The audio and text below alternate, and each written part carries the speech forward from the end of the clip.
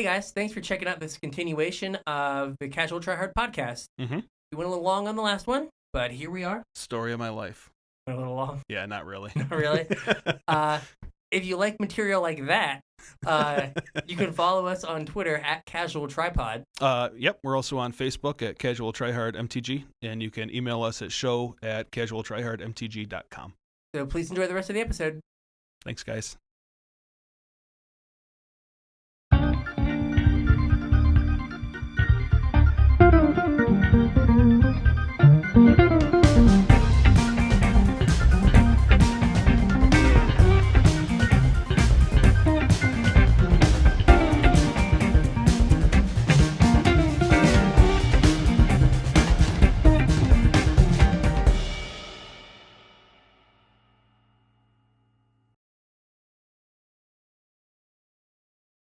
So then we have who I would like to call Stepdad. Yeah, we're going to call him Stepdad. I think. Okay. I'm down with Stepdad.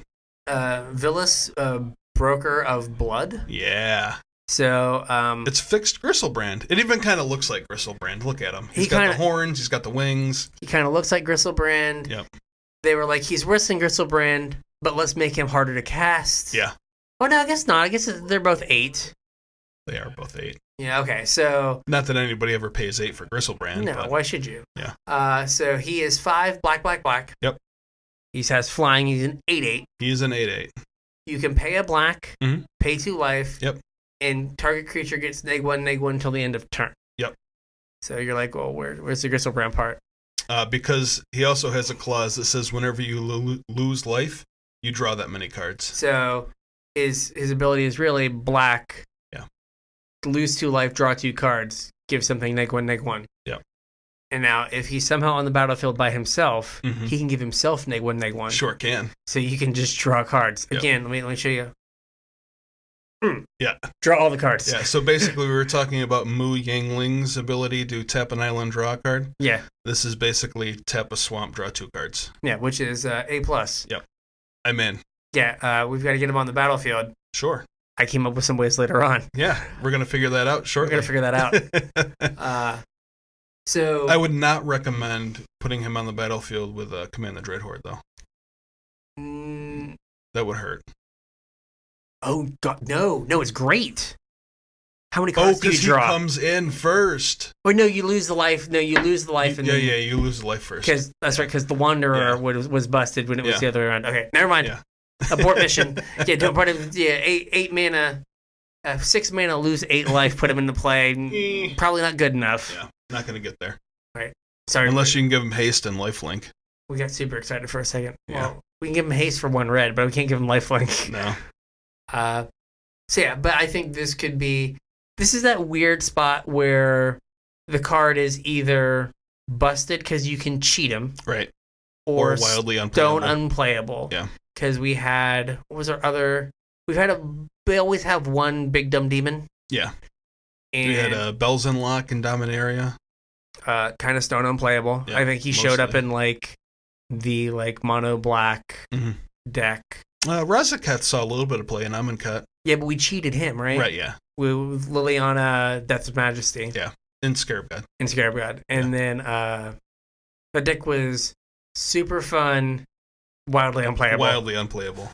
We tried. We did try. Wildly we tried unplayable. for 2 weeks. Yeah, 2 whole weeks, people, of my life trying to pay 5 mana to get a giant guy on the battlefield. Yeah. And then the energy demon from Kaladesh. Oh, I really liked that one. Yeah, when he came into play, he Massacre Wormed. Everything got -2, and you got energy equal to the number of things that died, and then you could play energy to reanimate something. Yeah. Yeah. Yeah, wildly unplayable. Yep. He was cool though. He was cool.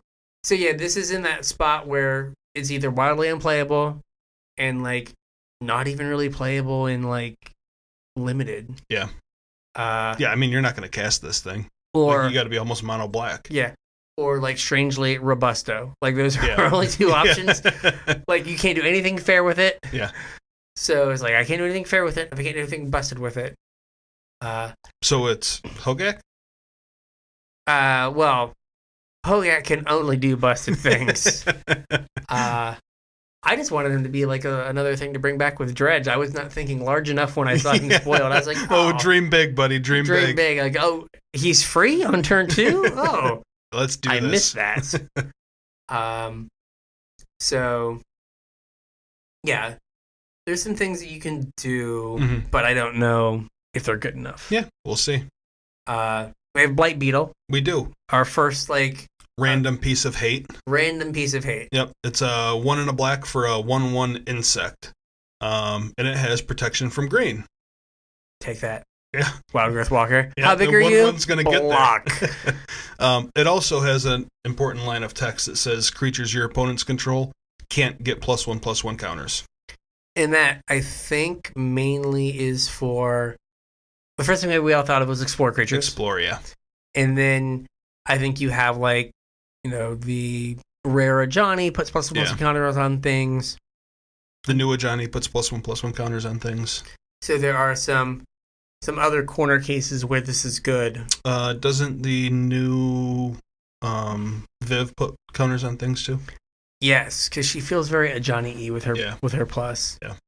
But, yeah, he might be good enough. He's probably, like, clearly a sideboard card. Yeah, he's definitely a sideboard card. Right, some of these you can, like, they're fine enough on rate that you might be able to, like, justify putting in your deck. Yeah, not this one, though. But a 2-mana 1/1 is just... Yeah, and even like a enough. 2-mana 1/1 pro green isn't where you want to be either. Like, you need to make that second line mean something. Yes. This next one... Yeah. This next one goes in main decks. Oh, yeah, this is the Teferi killer. This next one gets people. Yeah. Shifting Ceratops. Yep. So 2 green. Yep. It's a 5/4. 5/4. Dinosaur. This spell can't be countered. That's right. All right. So already right now, like, it's going to resolve. It's going to resolve, and like 4 mana 5/4, reasonable standard rate. Yep. Absolutely. Right. It's a rare, so it has another block of text or 2. Yep. It has protection from blue. Yep. In case it needed it. I mean, the little Teferi can't bounce it. This is true. Big Teferi can't tuck him. Yep. And then pay green. Yep. And it gets your choice of reach, trample, or haste till end of turn. Yeah, why isn't this like Ceratops Ling? Dinosaur Ling. Dinosaur Ling. Yeah, exactly. It like, could be. This is just like it just has all the text from basically one of the Thornling, Aetherlings. Yeah. Dino Ling. Missed your chance, wizards. Yeah, you had so many. That had to be its name in like development. Dino Ling. So if you play this on 5, it's like conveniently right after Big Teferi comes down. Yeah, it's 2 green. Yep. For a 5/4 can't be countered. Kill your Teferi. Haste. Yep. And then after that, you can give it trample. Yeah. It can't chump block it. Right. Pseudo evasion. Yeah. Give it reach to block flyer. I know there are some people that are super excited about about mono blue perhaps making a comeback. Not when he's around. New. Yeah. New. Cool Wizards retort, bro. Yeah. 5/4. Attack me with one of your nerds. Go ahead. Yeah. You know what this does? Eats all your shit. This blocks a Tempest Djinn all day long. All day long. Like no doubt about it. Yep. So it's also a dinosaur that's weirdly relevant sometimes. Yeah. And so like this is a color hoser that is just a good card on rate. Right. So kind of like we were talking about Lifebane Zombie. Was like a card that you would play anyway. And like if you're in the matchups where it's good, it's great. Yeah, if you're a Gruul deck, like this is a reasonable 4-mana card. Like this might be you bring your curve down a little bit, you get rid of Skargan Hellkite. Yeah. If you're playing that, you play this instead, or you like maybe trim on some of your planeswalkers. Could be. And you play this instead. Mm-hmm. Kind of fills the same kind of role that like Nissa played, where like you could resolve your Nissa. Right. You got to pressure a planeswalker with your land.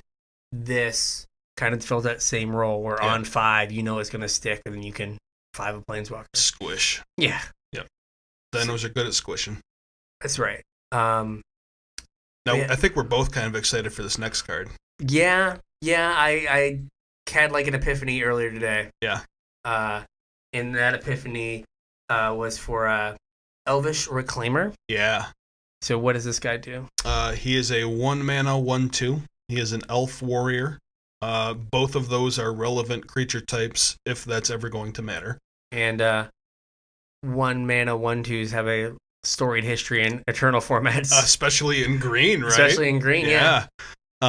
He gets +2/+2 as long as there are 3 or more land cards in your graveyard.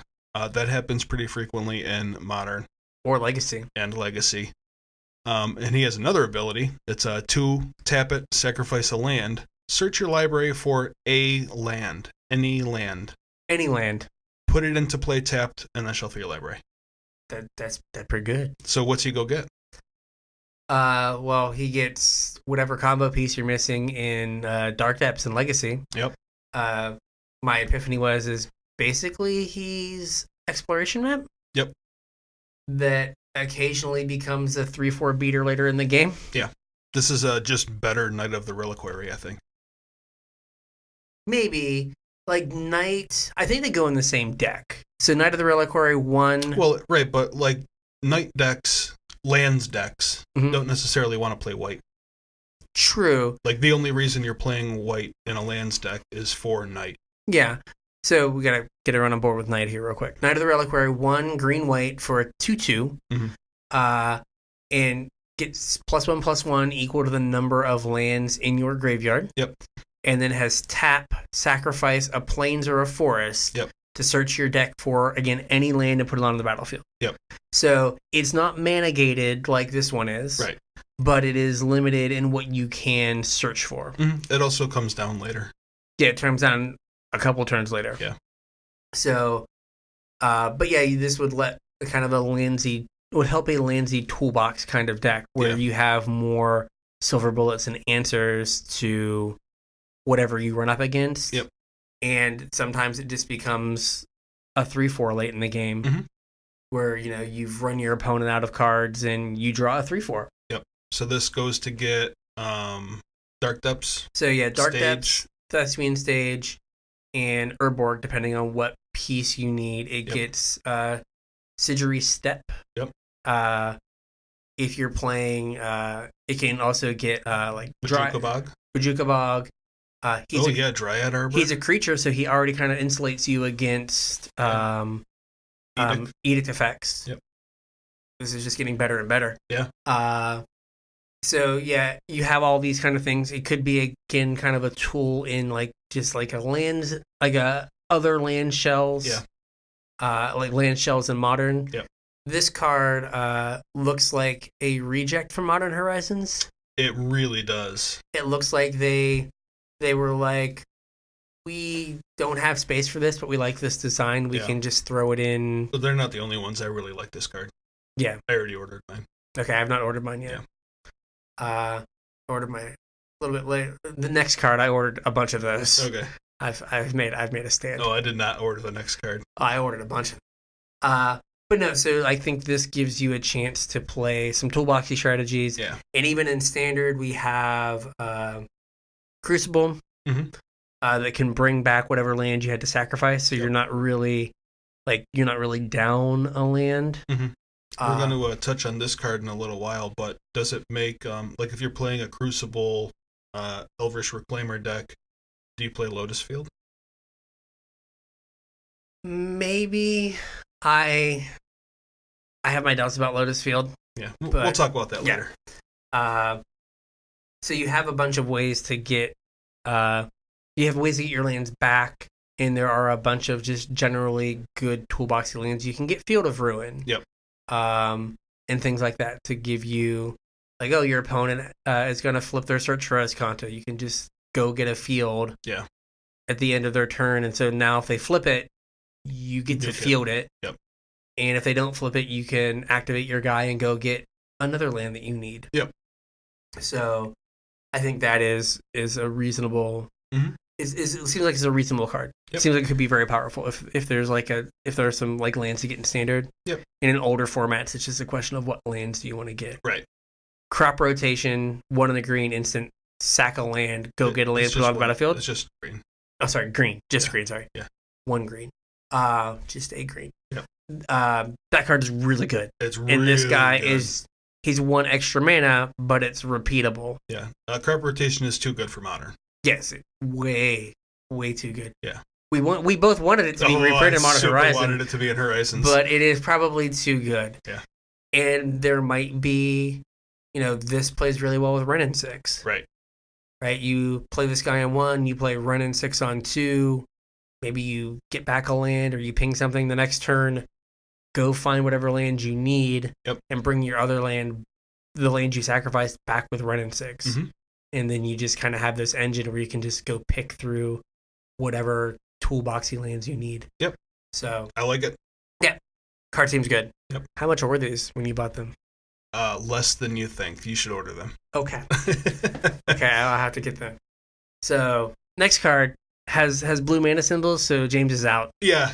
In the notes here, I said defer to Bryan, so I'm going to kick back for a minute. And yeah, let me stretch. Gotta get. Okay. So Drawn from Dreams. 2 blue for a sorcery. Look at the top 7 cards of your library. Mm-hmm. Put 2 in your hand, and put the rest on the bottom of your library in a random order. Yeah, so this is kind of like Dig Through Time. Yeah, so which is a card that's too good for Modern, too good for Legacy. Is it banned in Vintage, or maybe not? Maybe. Yeah, I don't know. Okay. It's blue. I don't care. So, Dig Through Time for the uninitiated, for those who didn't play in Cons block. 6 blue for an instant that had Delve, so you could exile cards. Every card you exiled from your graveyard reduced the mana cost by 1. But so, it didn't actually reduce it, but it paid for 1. It paid for it. Yep. So if you removed 4 cards from your library, or 4 cards from your graveyard, you got a spell that was 2 blue. Yep. Instant. Look at the top 7 cards of your library. Put 2 in your hand, and the rest on the bottom. Yep. So, Drawn from Dreams is a Dig Through Time that you've delved 4 for. Right.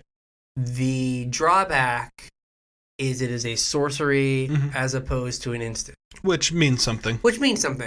But I think that in Standard, we're not allowed to play at instant speed because Little Teferi exists. Thanks, Teferi.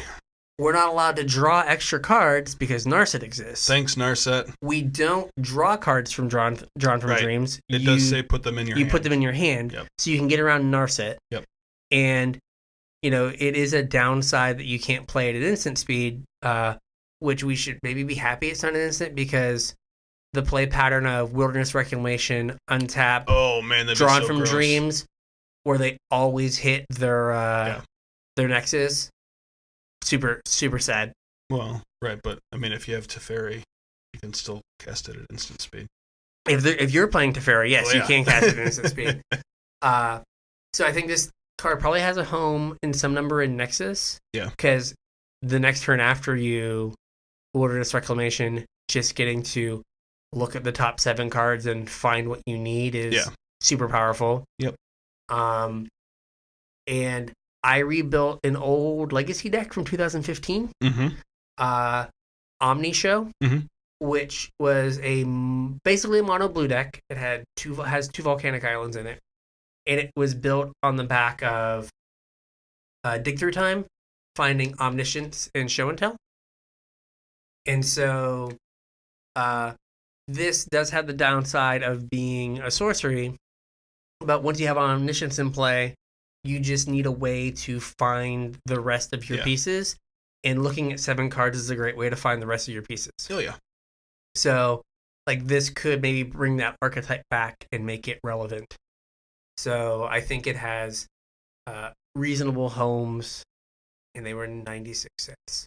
So, I have 20 coming in the mail. Oh, there you go. And if I'm wrong, I guess I'm out $15. Yeah, whatever.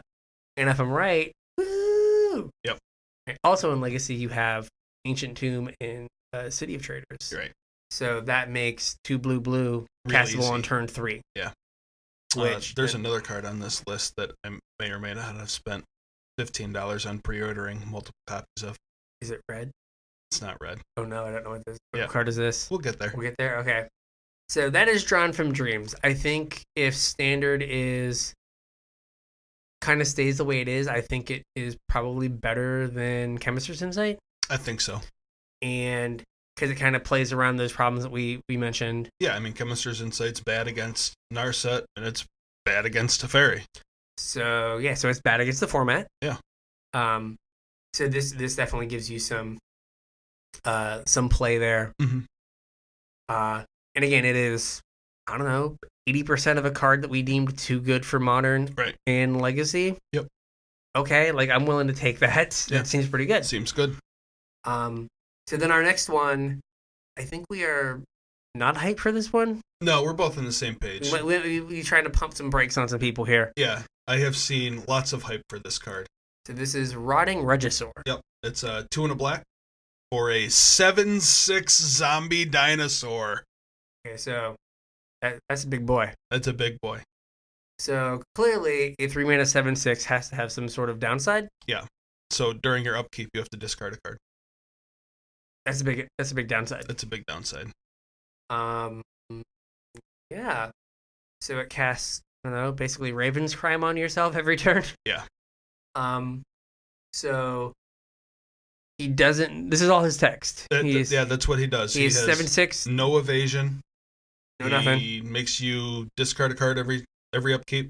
Every one of your upkeeps. He is kind of the Abyss, where he gets chump blocks too. Yeah, you get him. He kills your opponent's creatures if they have to chump block, and on turns 3, 4, 5, and 6, they will have to chump block. Yeah. But he is making you discard a card every turn. Mm-hmm. My big problem with him is cast down. Yeah. Or any other kind of unconditional removal. Yeah, anything that kills him. Mostly at instant speed, like sorcery speed. I probably don't care too much about. But instant speed is where... Cast down, mortify, we get murder. Yeah, murder. Back. I guess we've had murder. Yeah, Vraska's Contempt. Assassin's Trophy. Oh, yeah.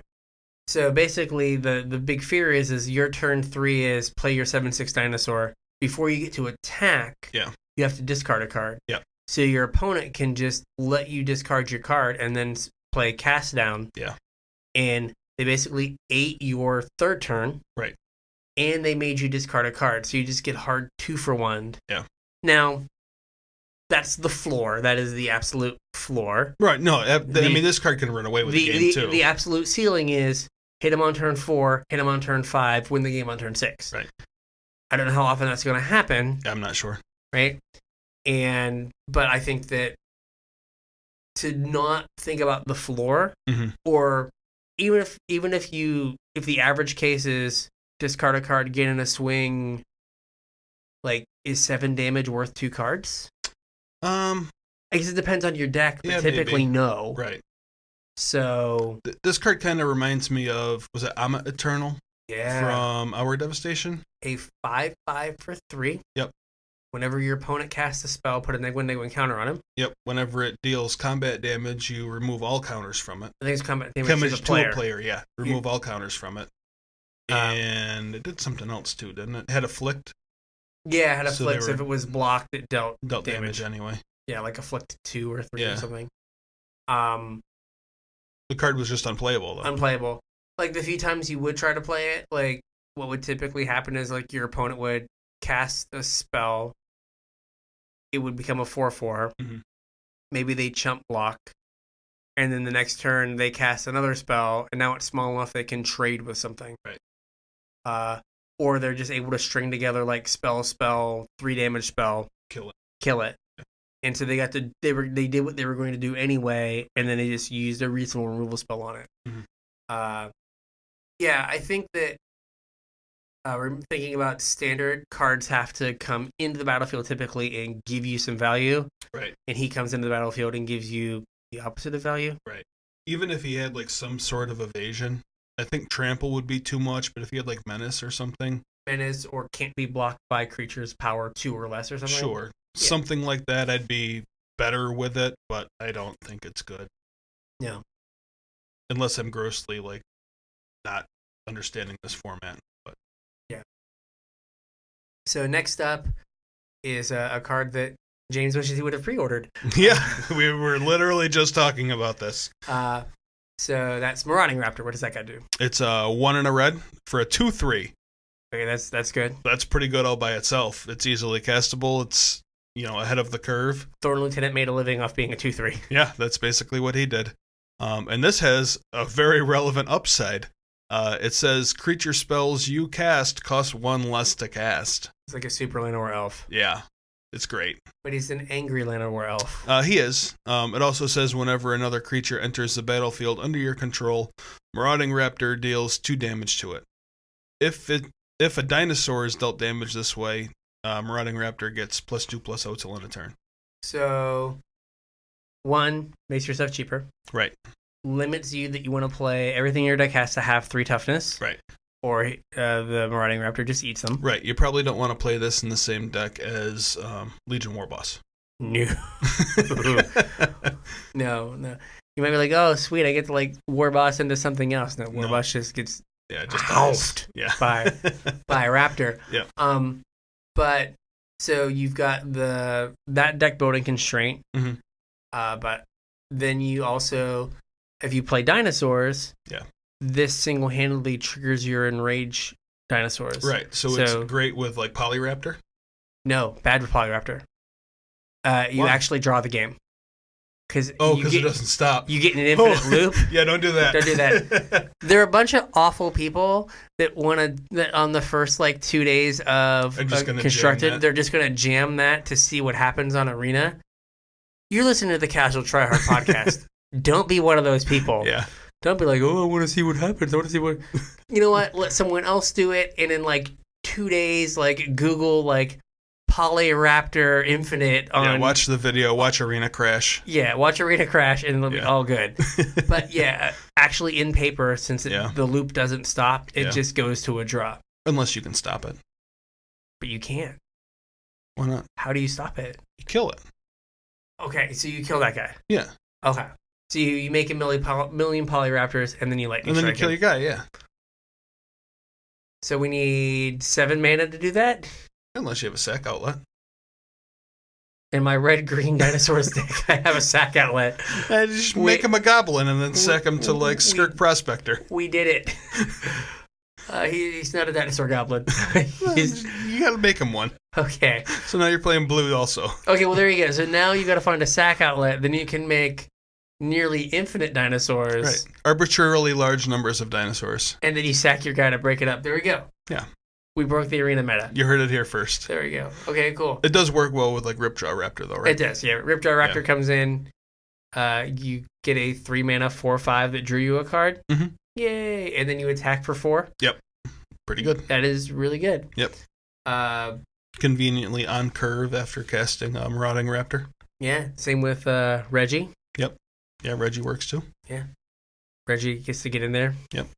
With his 3/3, who's a 3/1 effectively. Yep. But no, I think that this could be good. But we're also saying like it might not just need to be in a dinosaur deck. It could just be like in a value deck. Yeah, like in a Gruul deck. If you're bringing you're bringing in Ceratops into your Gruul deck. Right. Right. You can still play Thorn Lieutenant. Mm-hmm. You could still play what's Spellbreaker. that? Spellbreaker. Skargon Hellkite. What's that dumb 2/2 goblin that has Riot? You know what I mean? Green red for a 2/2 Riot. Yeah. Some uncommon from Rioters, Rioters or whatever. Zerta Goblin. Yeah, Zerta Goblin. Yep. That's like you could still play that. You could play like a reasonable Gruul shell with this. Don't put Rekindling Phoenix in your deck with Marauding Raptor. Yeah, don't do that because it'll kill the egg. Yeah, and then you'll be sad. Yep. You'll feel shame. Yep. You don't want to feel shame. Don't do that. So this could have a home somewhere. Like it just seems like a good rate red creature. It could just do something reasonable. I like it. Next up, I'm gonna go home and pre-order mine. There we go. Next up, we have Field of the Dead or Field of Dead. Yeah. Field of the Dead. I have heard absolutely zero people talking about this card, and it might just be bad, but I think it's sweet. Okay, what does it do? It's a land. Comes into play tapped. You can tap it for colorless. And it says, whenever Field of the Dead or another land enters a battlefield under your control, if you control 7 or more lands with different names, make a 2/2 black zombie creature token. Okay. Scape Shift, man. Scape Shift. Or I could pay 3 and a black, and then when all my swamps come into play, I can draw a card or drain them for 2. Yeah, maybe. Might be the same deck, though. It could be. It could be. I don't know. I like it. I think it's sweet. It could be like Valakut's 5 and 6 and Scape Shift. Not that the deck probably needs them, but if you're playing against ley lines, this gets around ley line because you just swing at them. I don't know. I think it's sweet. That would be pretty funny though. They put out ley line and you just make an army of zombies. Yeah, that's fine. Let's do this. Let's go. It's not legendary. You can have more than one out. Whew. Yeah, I think it's sweet. Okay. James is right. Get in on the ground floor. Yeah, they're like 55 cents. I ordered 20 of them. Okay. I don't know. I think it's cool. It works well with that ElvishReclaimer. It does. You get to go tutor up all your different lands. There we go. We also have like 3 sets of rare dual lands in standard, like when this set comes out, plus guild gates, tap lands, gain life lands, whatever. There's enough. Like you could play one of every land in your deck and not like double up on anything. Like so many places for you to screw up. And like circuitous route goes to get 2 lands. There you go. I don't know. I think it's cool. Makes 2 zombies. Growth spiral. It's kind of like build your own Hour of Promise. Yeah, kind of. So it could be interesting. I don't know. I dig it. I was looking through the card file when I was building this episode and was like, wow, I don't remember this card getting spoiled. I've heard nobody talk about it. I think it's kind of cool. It did not exist for anyone. Yeah. They're just zombies climbing out of like a crevice. I guess it is, isn't it?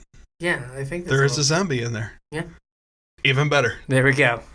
There you go. They're crack zombies. Sprinkle a little crack on it. Hey guys, I think we went long. We went real long. So we're going to have another episode that you can go find after this. So please go do that. Yep, check it out on YouTube. Be the same place you found this show. If you followed a link here and don't know where to find us, this video is on Myrtle Beach Games YouTube channel. You can check it out there as well as all of our other videos we've done. You can also find our podcast on all of the places you find normal podcasts. See you later.